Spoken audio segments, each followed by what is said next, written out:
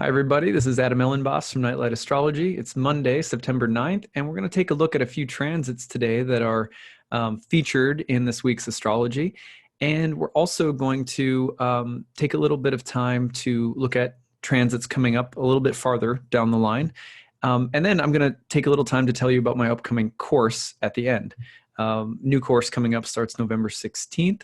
It's a year-long program in ancient astrology, so I'll be diving into that, telling you some of the specifics about what that class involves and what you might get out of it if you're interested in studying astrology more. All right, so let's go ahead and talk about the astrology of the moment as well as the astrology of the next week or so. Covered some of this already last week, but I want to talk about a few of these transits that are happening right now and some of the deeper meaning of the transits that you might be accessing, as well as some of the more mundane things that they can refer to. So first of all, I have to tell you guys a story. This is really funny. It's not actually funny, but astrology can make you laugh and smile during the midst of things that would otherwise be like just a total pain in the butt. Okay, check this out. So we've had this little stellium of planets in Virgo, rolling through square to Jupiter in Sagittarius and an opposition to Neptune in Pisces. Okay, so right as Mercury was opposing Neptune, which happened last Friday, over the weekend, basically, it was happening Thursday, Friday, Saturday, right around there. We went to a festival at the local temple that we attend, celebrating Sri Radha. If you know who Sri Radha is, a consort and partner of Krishna. So we went to celebrate this evening for the goddess. It's very appropriate for, Mercury opposite Neptune, that we're singing songs to Radha and things like that. And we come back, and I was like, maybe this is just, because I have this, just this thing with transits as an astrologer where, when oppositions come along and there's a T-square, I'm like, something's going to happen. You know what I mean? Like, even if it's small, like I'm going to notice this somewhere in my life. And especially if you study astrology a lot, you're more dialed into transits. Oftentimes you will feel and notice the transits a bit more than people who aren't so dialed into them. I mean, that's one of the reasons when people ask me, I don't notice the transits. I don't ever notice them in my life, or I was supposed to have a big year and nothing really happened. Sometimes it's just a matter of learning how to identify and spot those transits on slightly subtler planes. But at any rate, I was expecting something to happen with this big T-square, and nothing was really happening. And I just thought, well, we just had a really nice temple evening celebrating the goddess, and maybe that was our transit, And sure enough, though, no, had to be much more literal, much more concrete than that. I get home and I go into the basement to get some laundry. And sure enough, actually, my wife went first, and she goes, "Oh my God." I was like, "What?" It was one of those, like, something's really, really messed up here. And I was like, "Oh, great." So went downstairs, and sure enough, make sure I get this right, a water heater thermal expansion tank had burst. So, which is like a little tank. It has something to do with the water heating and expansion contraction of heat in the system or something like that. I'm a complete idiot about this kind of thing. So, but there was like a pinprick sized tiny little hole, and it was that with the pressure, it was enough to be spraying water everywhere in the basement. Our basement is basically like, it's like a crawl space style basement. It's not a finished basement at all.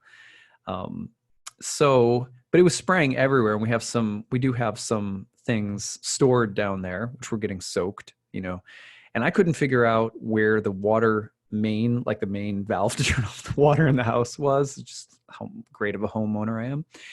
And so, but here's the thing, is like, as I'm searching around for it, and I find that this is so typical of people who are into astrology, I was sitting there being like, wow, Mercury and the sun and Mars are all square Jupiter in a fire sign, and they're opposed to Neptune, right? So there you got the sun and Mars and Jupiter. Does that sound like a water heater thermal expansion tank bursting, especially with Neptune in the mix. Neptune's so watery. So I was like, as I'm wandering around, like looking for the valve, I'm like, that is so amazing. I was like, all right, like, could we have been, thank you, Cosmos, for being relentlessly beautiful. And even when you're totally obnoxious to my like evening, but like, oh, that's just amazing. Like it's so I find myself in that kind of state sometimes with astrology where I'm wandering around like dumbfounded by how beautiful something is and how, synchronistic the astrology is,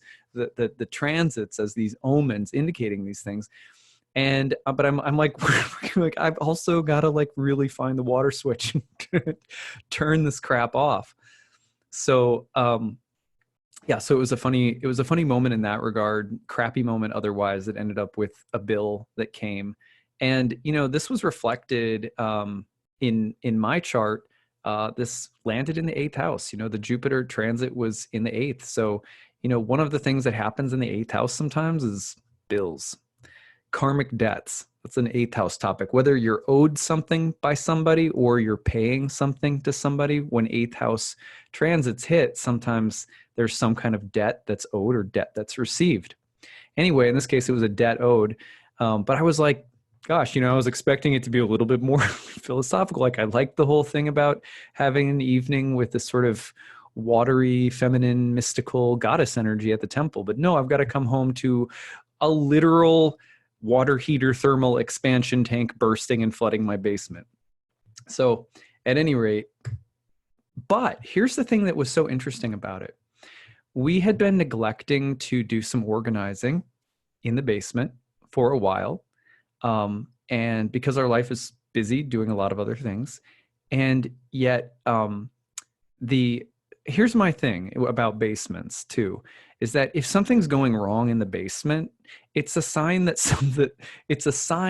the basement is so connected to our unconscious. Do you know what I mean? So it's like when something's going wrong in your basement, it's like, oh, you better pay attention. like whatever's going on in your, we had some mice come into our basement a couple of years ago. It was the same thing. We were neglecting doing some organizing because in our house, we don't really have storage. So the basement becomes the place for storage. And then you end up collecting some things over, especially with kids. I didn't ever have this problem before kids, right? It was like, yeah, I've got stuff, but not very much. I've always been kind of live simply so that others may simply live type of, I'm a Westerner, so I guess that kind of is hypocritical to say, but that's been my kind of outlook. I haven't owned many things. And but when you have kids, stuff just piles up. And so then we were just like, okay, we've got to get rid of some stuff. It got neglected. And then there were mice. Okay, so that was like, something's wrong in the basement, right? And these correlate, of course, to other things that you're neglecting in yourself. And then you get flooded. And then all of a sudden it's like, oh my God, I should have been paying attention to the details. I should have been paying attention to those little things that actually spell mental, emotional, and spiritual health. I know it sounds weird, but if your basement, a lot of the times it's as simple as if your basement is clean and organized, then somehow you're doing well in life. But at any rate, so when this went off, when this thermal water heater expansion tank thing went off, it was caused to basically take care of something that we've been neglecting. And so then the next day it got fixed. I taught a class in the afternoon and had a live client, by the way, with some of whose personal interests in having a conversation were mirroring some of the things that I was neglecting that were directly tied to the basement neglect. So it was so trippy. And that happens to astrologers all the time. You have a client, they come in, you're like, oh God, I've got to do my work. I've got to see this client, but then I've got to go take care of flooded basement and pay plumber. And, then I've got to take out all this soaking stuff and see if anything can be retained and throw stuff out in the trash. And then suddenly that client is like, the client is like a little drop dose of medicine that comes with, it's like you're helping them, but really they don't know, but they're helping you. So, that kind of stuff happens sometimes. And so it was like that. And then I get down in the basement and then all of a sudden something possessed me. It was just like, all right, game over. This shit is going to get real right now. So it was like 5 hours worth of really purging and cleaning the basement, you know, and you know what that's like when all of a sudden you're like, all right, this desk, this drawer, this room, this closet, whatever, you're like, you're mine. You know what I mean? And then you're into it. So that's what happened. And I just like, I went at it, and then I didn't stop there. I ended up picking up some stuff in the yard that really needed to be picked up, and organizing it all for a small trash haul. And I just really got into it. And as I was doing it, I realized that this sequence of events is not disconnected. The thermal water heater expansion tank, a thing that's meant to contain pressure, burst. And then it made me take care of a bunch of things that I wasn't taking care of because I was neglecting them, because I was doing other stuff, and the pressure was building. And so many times in life, when you see a Neptune transit like this, or you see a Jupiter transit, oftentimes something's expanding beyond its capacity, or something is leaking, or something is flooding. And when they happen together, at the exact same time, turn that off, turn my phone off here. So when that's happening at exactly the same time, right? We've got Jupiter and Neptune. The potential that I hadn't really thought about in doing some of my other forecasts recently was, the potential for something to grow beyond capacity or to get flooded. I think I've mentioned before to you guys that Jupiter-Neptune transits are associated with steroids, for example. Well, wouldn't you know it, my favorite team in baseball, the Minnesota Twins, one of their pitchers got suspended for something that could mask steroids. And suspicion is he might be using steroids. So he got suspended for 60 games, right as we're heading towards the playoffs. I'm not a huge baseball fan, but like I still follow that home team.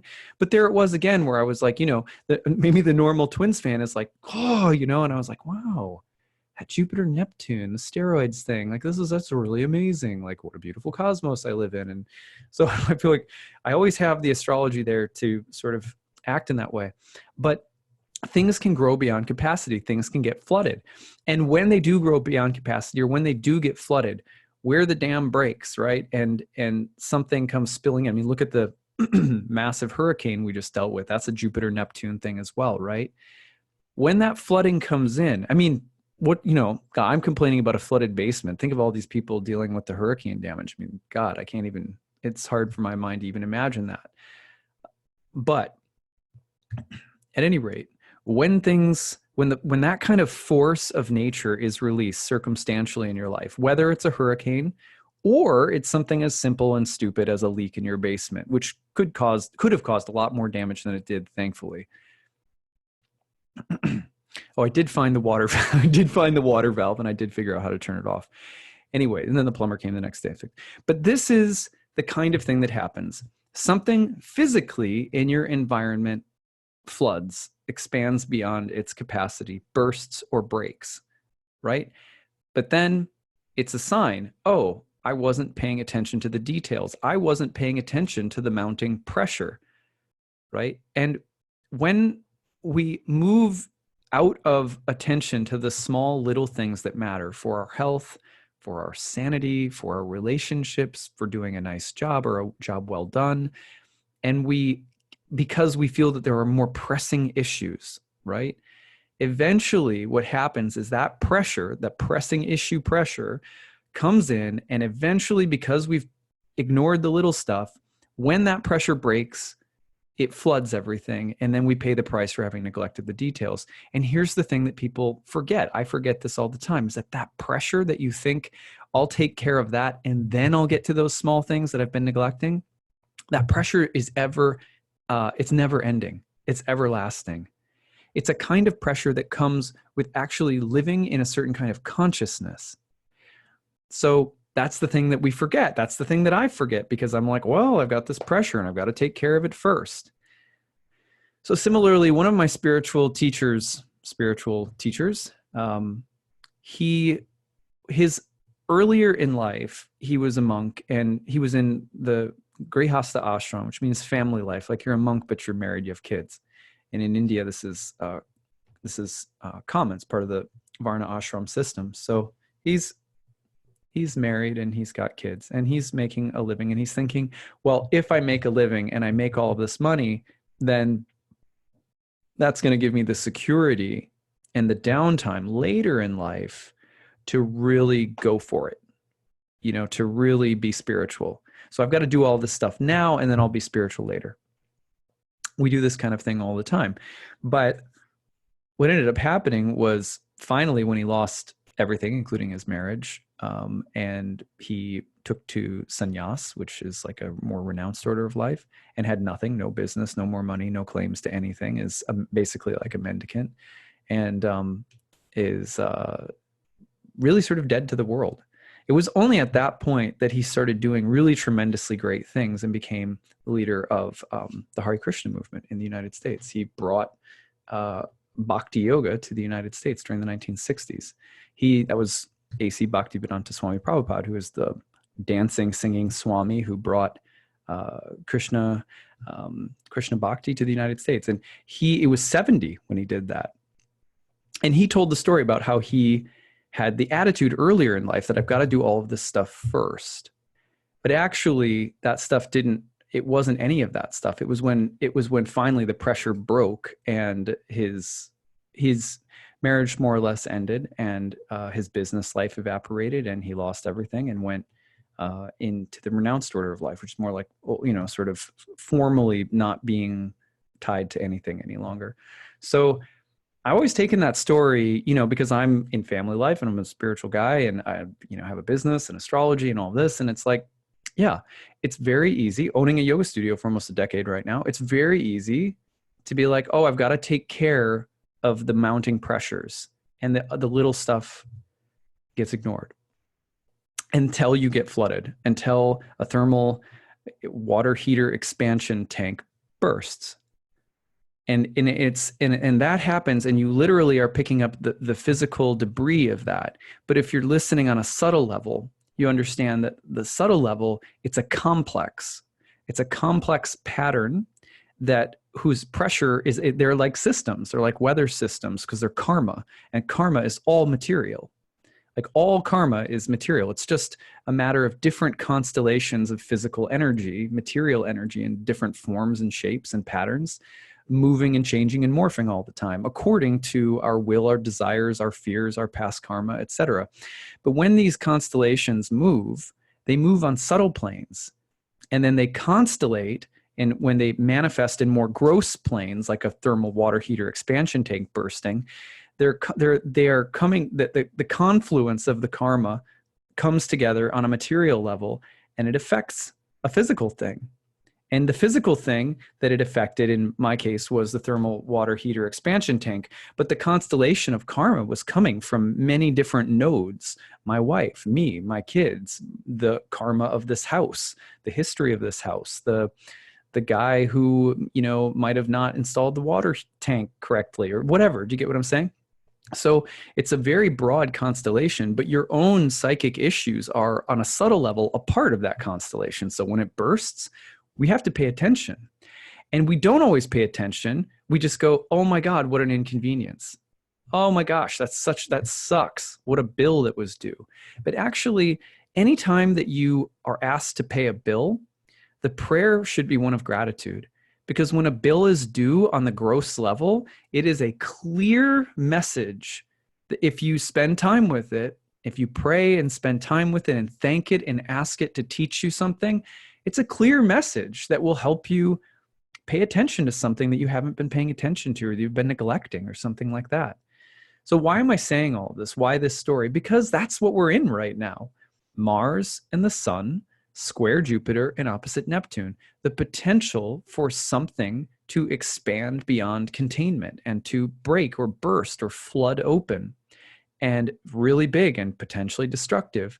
And yet the bill that's due, it's not just an inconvenience. It's not happenstance. It's not to be blamed on someone, because the constellation of that karma comes from many different nodes, many different sub-patterns. Its geometry is eloquent, beautiful, and multidimensional beyond our capacity to comprehend.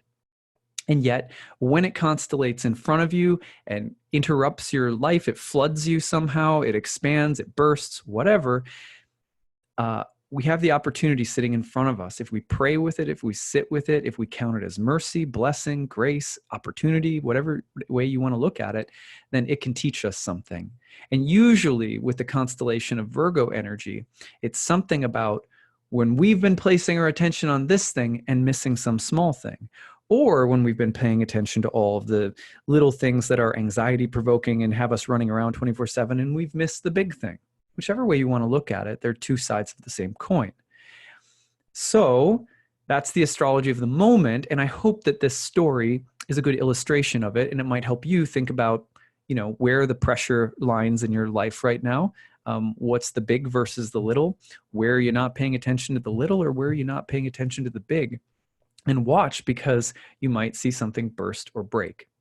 Now, the other thing that we have to pay attention to is really simple, which is the difference between something that matters and is true and something that does not matter or is not true.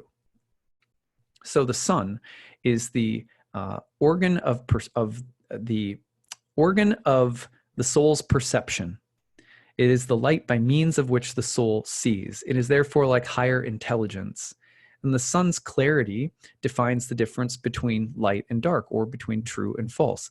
For example, the simple image that I've used before is you go into a basement, you see a rope sitting in a pile with no light and just a little bit of light, and you think, snake, right? Turn on the light and you say, oh, just a rope. So similarly, the sun, when the light is turned on, when we have higher intelligence and discrimination, in everyday life, when you hear someone's tone of voice as they're saying something, you feel the truth behind it. That's why for so many people, if you're like me, you can tell that someone is a friend, or someone is a good teacher, or someone is a reliable caretaker for your children, or whatever. A lot of it is based on subtle things like body language, tone of voice. Do you feel sincerity in the person? Do you feel that there's a good heart on board? And those are things that come not from emotions alone and not from reason alone, but it's a combination of our instincts and our intelligence. And that's actually what the sun points to higher intelligence, to judge a thing, to be one thing or another, true or false, good or bad, or whatever. Now, some of that's always going to be subjective because we're each subjective beings, but nonetheless, truth is part of what the sun represents. So when the sun squares Jupiter and opposes Neptune, the possibility is there for us to see, seek, and understand the truth of something, maybe something vast, maybe something, terrific, something that's like for me, the clarity, right, in the basement being like, oh, I get it. So I'm organizing the rest of the day. I'm organizing stuff, and everything that I'm organizing is just speaking. I mean, I can't get it to shut up. It's like, this is amazing. Every little thing that got damaged down here, the specific kinds of things that got damaged and didn't get damaged, the way that I'm having to reorganize it, the work, the way I'm feeling in my body, actually taking care of this, the way I feel once the space is clear, the thing I think has been wrong that suddenly just doesn't even matter to me now that the basement is clean, right? All of those things, the light bulbs just going off. It's like, oh, wow, it's so interesting. That can happen right now. In the midst of overwhelm, great truth can appear, great clarity can appear. On the other hand, sometimes there is the sense of the miracle, the amazing miracle that's actually a deception or a fraud or a fake or a phony, right? So for example, let me tell you another story. As some of you know, I need to flash something across the screen at this point that says, do not offer unasked for medical advice. Because every time I mention anything that I've dealt with, say on a physical, personal health levels, there's always at least a few people who just rant and rave like they're my doctor or something. Really annoying. Please don't do it. Earlier in the summer, I had a very unexpected kidney stone pop up. It was very small, ended up passing on its own. It was okay. It was very painful. And now know probably caused by, I'm a vegetarian, too much dark leafy greens in my diet, actually. So well, no good deed goes unpunished. But at any rate, so some changes that had to be made and some other deeper issues that also I had to look at personally. As again, a kidney stone is not just a matter of diet, it's also saying something, right? So I had to look at that too. But when we got around to I had to do an MRI at one point, and they had seen some other stones in my kidneys. And so the next thing was to come back once I was back from a bunch of traveling I did this summer and have some imaging tests done to see how many there were and how big they are. Well, in the meantime, I'd seen my acupuncturist and had started taking a really nice formula for what is it called? It's actually right here. It's a stone. It's like a stone breaking formula. It's an herbal formula my acupuncturist gave me. So at any rate, I'd started on that and some other things that I had from my wife's an herbalist too, so she was helping me. And you know, I did lemon water and all this kind of stuff, right? So then went in to get my medical imaging done to see how big the stones were and, you know, whether they'd pass on their own or if they eventually was going to have to do something like lithotripsy, which God, you know, it's like blasting sound in to destroy the rocks. And I was like, God, I just feel like this is awful, you know? Well, I go in and the doctor, after x-rays and another ultrasound, said, yeah, there's nothing there. It's really weird. There's nothing there. And I'm like, Mercury's opposing Neptune. Is this a miracle from my herbal regiment, which I trust and believe in very deeply? Is it because I learned something I was supposed to learn? Or is this doctor not looking very carefully? Because clearly I can tell right now that this doctor is very busy and wants to get to the next thing because they're behind schedule, right? That's tough. That's tricky. That's a totally Mercury opposite Neptune moment where it's like, miracle, you know, or is this doctor not paying attention? And then, you know, in 6 months, I'm going to be like back with another kidney stone and then having to deal with 40 people on YouTube acting like they're my doctor, or I'm just kidding. So, all right. So then, point being, sorry, when all of these planets are opposite to Neptune, especially the sun, sometimes it's also, is this a miracle? Is this thing true? Or am I being deceived in some way? Am I believing something, you know, am I making more of this than I should? So it's not always clear. So truth, discernment, clarity, as well as illusion, intoxication, sort of being hypnotized by something, got to watch for this. Okay, Mars coming into the mix can add a dose of like heroism to all of this. Like it would not surprise me in the news in the next few days or even week to see a great story, a grand story of heroism or Christ-like, something Christ-like or sacrificial or a martyr or something like that, because you've got Mars opposite Neptune square Jupiter. It has that feeling of heroism meets dissolution, meets triumph, like meets a little bit of sadness or tragedy. So sometimes that's the martyr, the hero, the victim, the savior. Also, the sinner and the saint dichotomy might be kind of big in the next few days, in the next week or so. All right, so that's what's going on right now to watch for. And I thought you guys might like to hear that story, and maybe it would help you with something that maybe you're dealing with right now. So in the next few days, here's where things are heading. There will be a Mercury-Venus conjunction that's coming in. This is happening on Thursday this week. And the great thing about that conjunction is that Mercury and Venus are getting together in Mercury's sign while Venus is debilitated. But then immediately before like the 14th, right around there, Venus and Mercury are going to flip-flop, and Venus will then be empowered in Libra, whereas Mercury loses its dignity but is still helping out with Venus. So that little conjunction and the sign switch, that's an interesting little piece of astrology.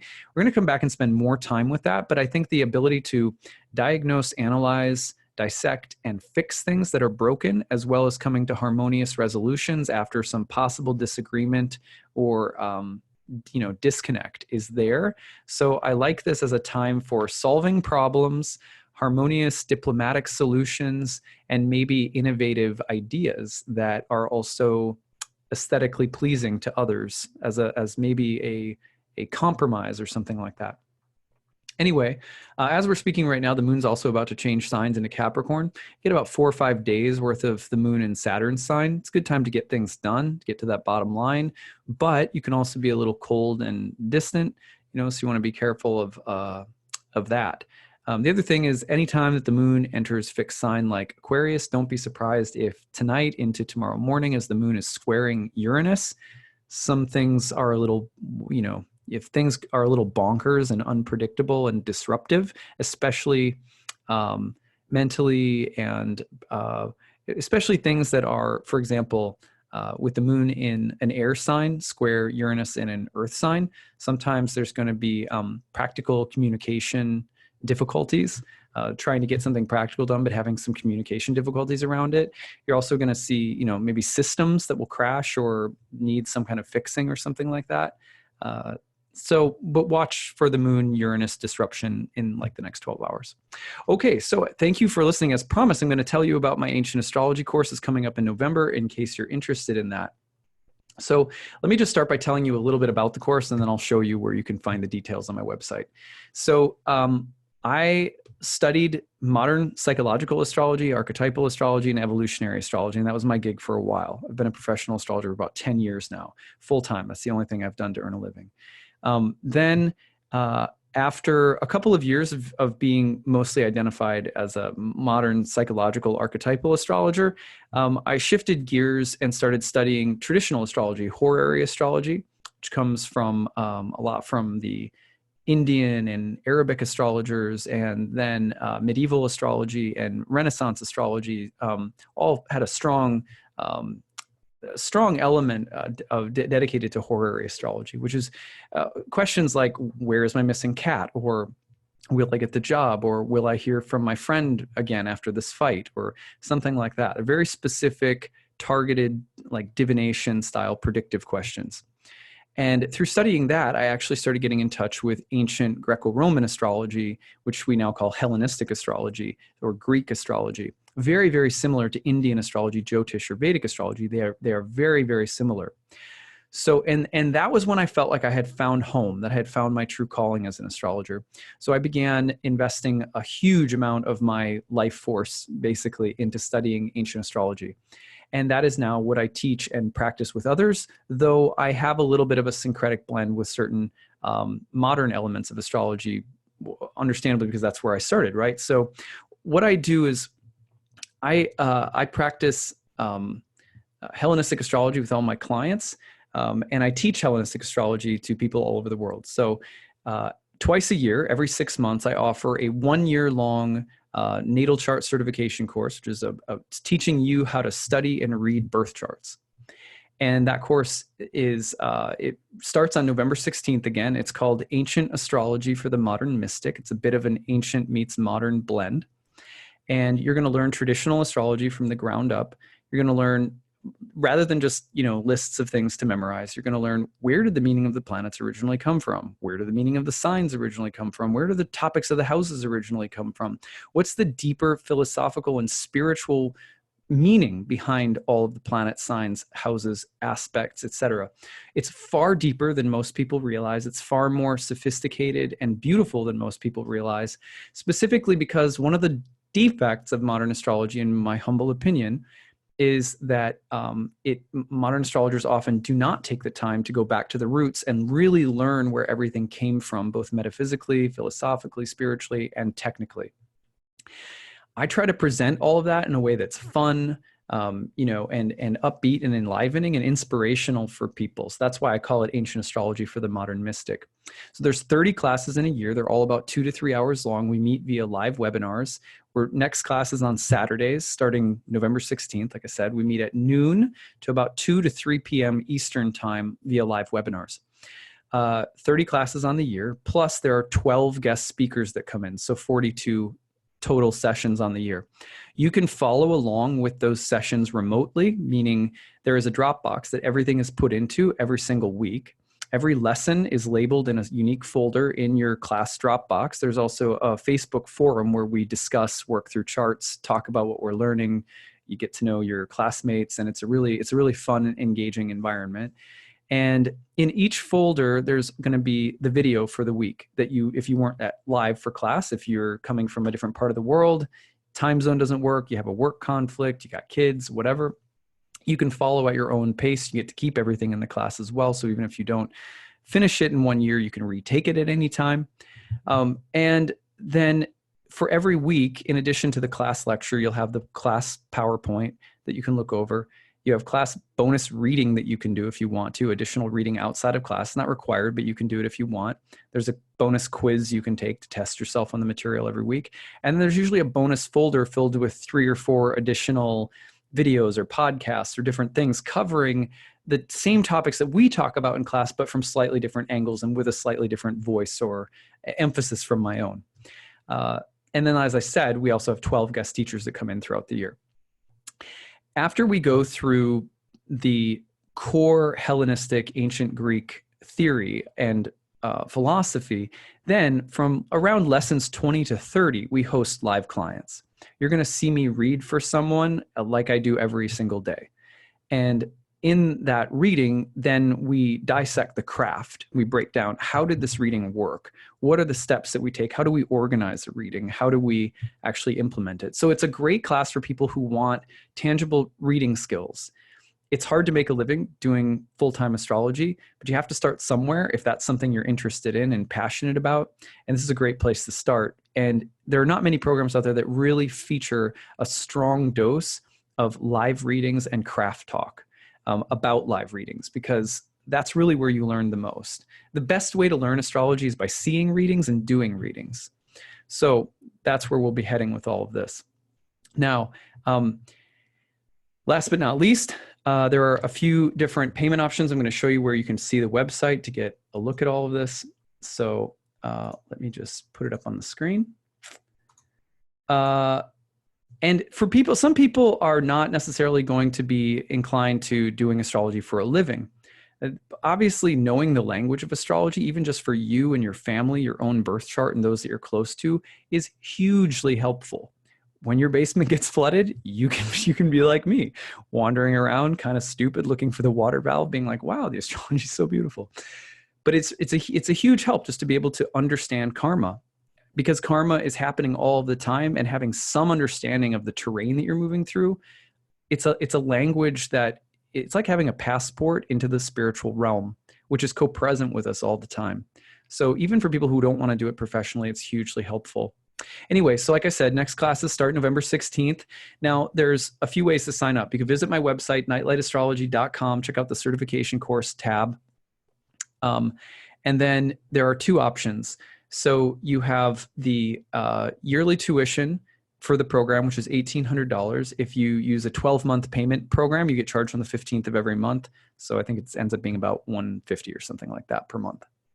The early bird rate is $12.99, and that's if you pay for the full program up front, and then you save a little if you do that. Now, the other option that you have is that there is a need-based tuition. This is for people who are a single parent, full-time student, unemployed, working only part-time, retired on low income, disability, experiencing some kind of financial crisis. If that's you, you can use a sliding scale of $67 to $100 monthly. I just ask that you email me at nightlightastrology.com, tell me your story, and make sure you're really committed to taking a course in astrology, and knowing that whatever your budget is within that range is fine, just as long as you can commit to it for the full year. So that's always available for people as well.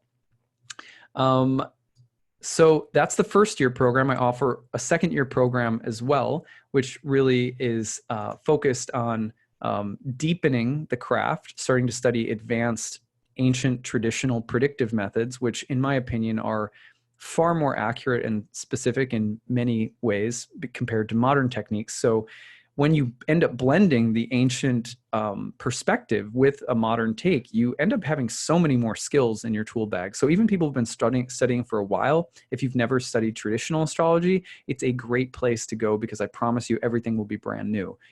Trust me. And then on the other hand, for people who are starting at square one, what better place to start than from the beginning? So anyway, I hope that this has been helpful. I've been receiving a lot of emails, and a number of people asked if I could do a short video talking about the course. I'll probably bring on a few students to talk to me and tell you more about the program since it's coming up. But I hope to see some of you in class. If you have any questions about it at all, you can email me at nightlightastrology@gmail.com. There is a private apprenticeship option where you can also take the course with one private tutoring session per month outside of class with me, which for some people helps a lot. So at any rate, I hope that you are having a great start to your week, and we will see you again later this week. We'll take a look at Mercury and Venus's interesting little transit that's coming up. Okay, take care, everyone. Bye.